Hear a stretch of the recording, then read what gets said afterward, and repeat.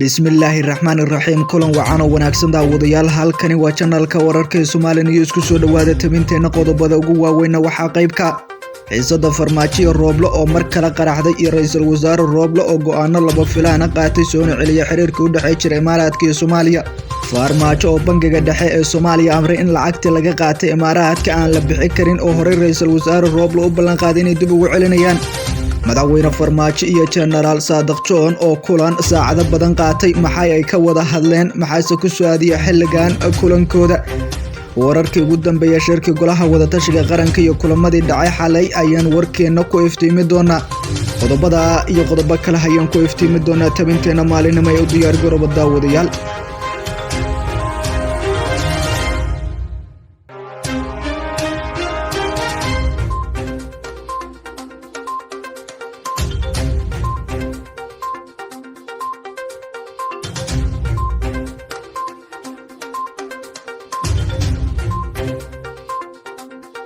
mar kale kulan wacan oo wanaagsan waxaad ku soo dhawaataan qodobadii aad maqasheen iyo kuwa kale daawadayaal oo aynu guda galno haddii aynu ku bilowno shalay ayay ahayd markii ra'iisul wasaaraha xukuumadda xilgaarsiinta Maxamed Xuseen Rooble oo deeq ka gudoomay dowladda Imaaraadka Carabta isla markaana sheegay lacag horay dowladda Soomaaliya oo iga haysatay oo laamaha ammaanka ay ku qabteen garoonka Aadan Cadde in dib loogu celi doono Imaaraadka iyo Soomaaliya waayihii dambe ma ahayn xiriirkooda kuwa wanaagsan waxaana go'aanka ra'iisul wasaare Rooble uu qaato oo dib loogu celinayay lacagtooda xiriirka labada dowladoodna mid wanaagsan laga dhigayo soo dhaweeyay madaxda maamul goboleedyada qaar iyo sidoo kale midowga musharaxiinta oo tilaabada ra'iisul wasaare Rooble ku tilmaamay mid xilligan waqti loo baahan ku soo aaday madaxda dowlad goboleedyada Jubbaland iyo Puntland ayaana war ka soo saaray go'aanka uu shalay qaatay iyo midowga musharaxiinta ra'iisul wasaare Maxamed Xuseen Rooble ee dib loogu soo celinayo xiriirka Soomaaliya Imaaraadka Carabta ayaa aad u bogaadiyay tilaabada raaligelinta ahayd uu siiyay dowladda Imaaraadka Rooble wareyntii madaxweynaha dowlad goboleedka ee Jubbaland Axmed Maxamed Islaam Axmed Madoobe ayaa daqiiqada kadib raaligelintii Rooble waxa uu la kulmay safiirka Imaaraadka Carabta u jooga Soomaaliya oo bogaadiyay tilaabada uu qaaday ra'iisul wasaare Rooble isagoona ku amaanay dib u hagaajinta xiriirka xumaaday ee Soomaaliya Imaaraadka danjire Maxamed Axmed Cutmaan safiirka Imaaraadka Carabta u qaabilsan ee Soomaaliya waxaanu kaga mahad celiyay gurmadka ay soo gaarsiiyeen dadka abaaraha ka jira si gaar ah kuwa Jubbaland sidoo xusay Madoobe dhankeeda dowlad goboleedka Puntland ayaa war ka soo saartay go'aanka xukuumadda federaalka ee Soomaaliya ay ku soo dhaweysay tilaabada ee xukuumadda federaalka ee Soomaaliya dib ugu saxayso ee siyaasadda arrimaha dibadda iyo xiriirka diblomaasiyadeed ee iskaashiga Soomaaliya ay la leedahay dalalka adduunka intiisa kale waxaan bogaadinaynaa garawsinahana in raaligelinta ra'iisul wasaare Rooble ka bixiyay qaladkii dhacay Abriil 2018 lagula kacay dowladda Imaaraadka oo ay walaalaha ayna nahnay Puntland waxay Imaaraadka kaga mahad celinaysaa gurmadkii ay u fidiyeen ee dadka Soomaaliyeed ee abaaraha saameeyeen ayaa lagu yiri dhankooda qoraal ka soo baxay sidoo kale midowga musharaxiinta ayaa tilaabada ra'iisul wasaare Rooble uu qaaday ku tilmaamay mid loo baahan yahay isla markaana waqtigeedu ku soo aaday Rooble ayaa qaatay go'aan dib loogu soo celinaya xiriirka Soomaaliya Imaaraadka oo si weyn u xumaaday 3 sano ka hor taasoo la fahansan yahay inuu ka dambeeyay madaxweynaha madaxweynaadkiisa dhamaaday Maxamed Cabdullaahi Farmaajo dowladda Imaaraadka Carabta ayaana shalay soo gaarsiisay deeq gargaar ah dowladda federaalka ee Soomaaliya taas oo lagu garab siinayo dadka Soomaaliyeed ee xilligan abaaraha saameeyeen ee gobolada ka jira ra'iisul wasaare Rooble ayaa deeqdaas ku gudoomay garoonka Aadan Cadde ee magaalada Muqdisho ayaa goob fagaaraha dowladda Imaaraadka kaga mahad celiyay tilaabadii Abriil 2018 ee dowladda Soomaaliya kula wareegtay lacag laga soo dejiyay garoonka Aadan Cadde ka raaligeliyay Imaaraadka isagoona ballan qaaday inay dib ugu celi doonaan oo u wareeji doonaan lacagtaasi durbadiiba hadalka ra'iisul wasaare Rooble ayaa abuuray khilaaf xooggan oo markaasi si xoojinaya kii ka dhaxeeya isaga iyo Farmaajo dhankiisa madaxweynihii hore ee madaxweynaadkiisa dhamaaday Maxamed Cabdullaahi Farmaajo ayaa soo saaray go'aan ka dhana oo dib u celinta lacagta dowladda Imaaraadka oo ra'iisul wasaare Rooble ballan qaaday in xukuumaddiisa ay dib u celinayso Farmaajo ayaa u diray fariintan gudoomiyaha bangiga dhexe ee dalka isagoona sheegay lacagtaasi sifo aan sharci ahayn dalka loo soo galiyay 8 Abriil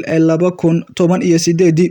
madaxweyne Farmaajo ayaa gudoomiyaha bangiga dhexe ka dalbaday inuusan ogolaan go'aanka ra'iisul wasaare Rooble ee sanduuqa dowladda looga bixinayo lacagtaasi isagoona go'aanka lacagta lagu celinayo ku tilmaamay mid hal nin qaatay warqadda ka soo baxday Farmaajo sidoo kale wareegtada Farmaajo ayaa lagu xusay in lacagtaasi ay waxyeelayn karto amniga qaranka iyo dhaqaalaha dalka haddii ay ka baxdo qasnada dowladda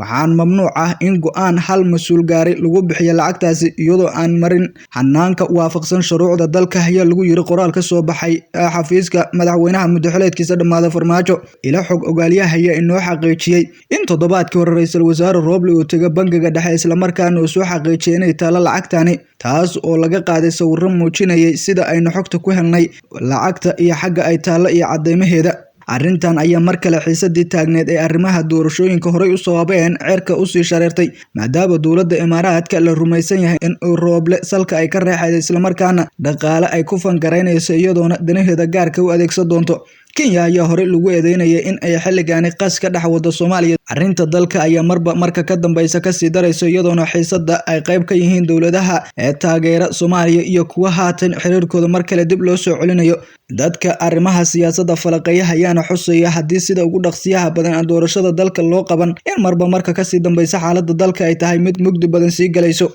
Saadiq Cumar Xasan Saadiq John ayaa kulan albaabada u xiran saacado badan la qaatay madaxweynaha muddaxileedkiisa dhammaaday Farmaajo kadib kulan ka dhacay Villa Soomaaliya.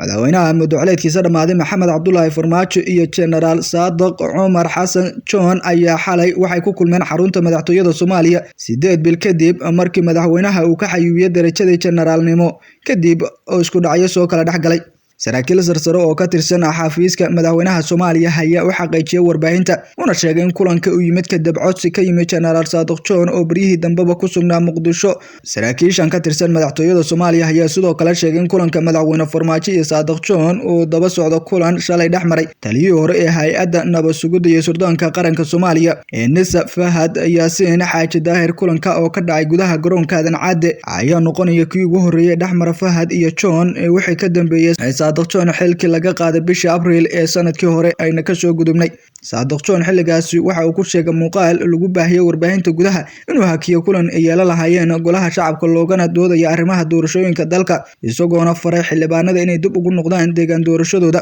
Saadiq John ayaa markaasi ahaa taliyaha ciidamada booliska gobolka Banaadir isagoona shaqada laga eriyay wax yar un kadib hadalkiisa, waxaana maalintaasi dhacay in muddo kororsi loo sameeyay madaxweynaha muddaxileedkiisa dhammaaday Maxamed Cabdullaahi Farmaajo balse dib looga noqday. Maalmo un kadib madaxweyne Farmaajo ayaa dhankiisa mar kale ka xayuubiyay dhammaanba darajooyinka ciidan Generaal Saadiq John sida uu xusay. kulanka dhex maray Saadiq John iyo sidoo kale Fahad Yaasiin iyo madaxweyne Farmaajo ayaa la sheegay inuu iscafis kadib waxaa kulanka dhinacyada dhex maray fuudeeyay sida ayna xogta ku helna xildhibaan Cabdiraxmaan Dheere oo laga soo doortay Jubbaland kana mid ah ragga aad ugu dhow xafiiska madaxweynaha. Saadiq Cumar ayaa saaxiib dhow la ah madaxweynaha dowlad goboleedka Galmudug Axmed Cabdi Kaariyo Qoorqoor oo isku hayb ay yihiin, waxaana haatan uu yahay musharax u taagan kursiga xildhibaannimo ee beeshiisa. Arrimaha ugu badan ee kulanka Saadiq John iyo Farmaajo xilligan ku soo aadshayaan ah in Saadiq John uu yahay xilligan musharax xildhibaan ee dowladda federaalka ee Soomaaliya. Madaxweynaha Galmudug oo Farmaajo saaxiib dhow la ahna oo sababta ay ka dambayso inay kulmaan maadaama uu rabo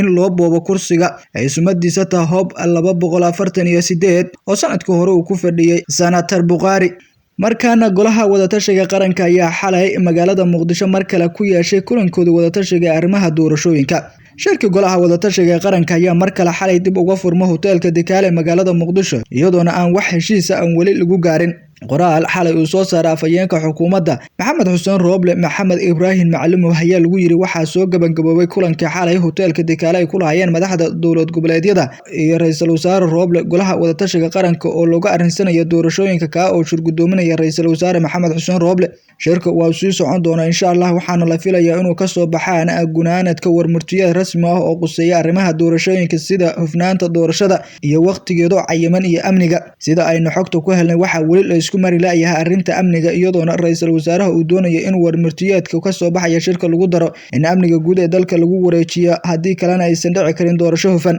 xitaa haddii shirka sida la isku raaco madaxweyne Farmaajo ayaan marnaba ogolaan doonin inuu amniga uu ku wareejiyo, balse waxaa jira doodo ah in ay beesha caalamka ku qasbi karto golaha wadatashiga qaranka inay isku raacaan arrinta isla markaana ayaga ay Farmaajo ka dhamay karaan arrintaasi. si kastaba madaxda dowlad goboleedyada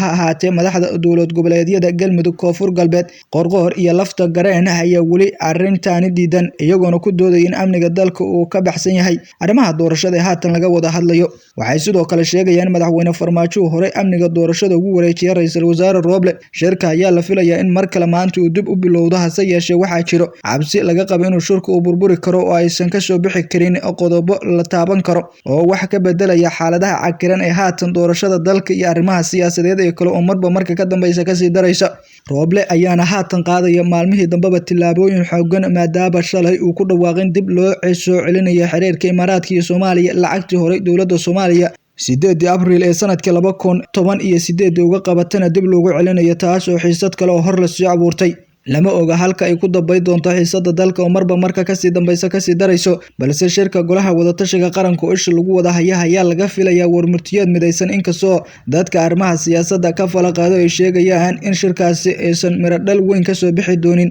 maadaama dhinacyada haatan qodobo badan oo doora la isku mari laayahay. Maanta ayaa mar kale shirka in dib u furmo lagu ballansan yahay, wuxuuna qaatay muddo ka badan 8 aqoon shirkan oo Muqdisho ka socdo, horeyna uga qayb galeen ururada bulshada rayidka, beesha caalamka iyo musharaxiinta xubno ka socday. Inta ayaan ku soo gabagabaynaa saaxiibayaal taminteena aad kala socoteen channelka wararka ee Somali News. Mid lamid ah inta kulmi doona qiyaaray waxaan kaga tagaynaa nabadgelyo.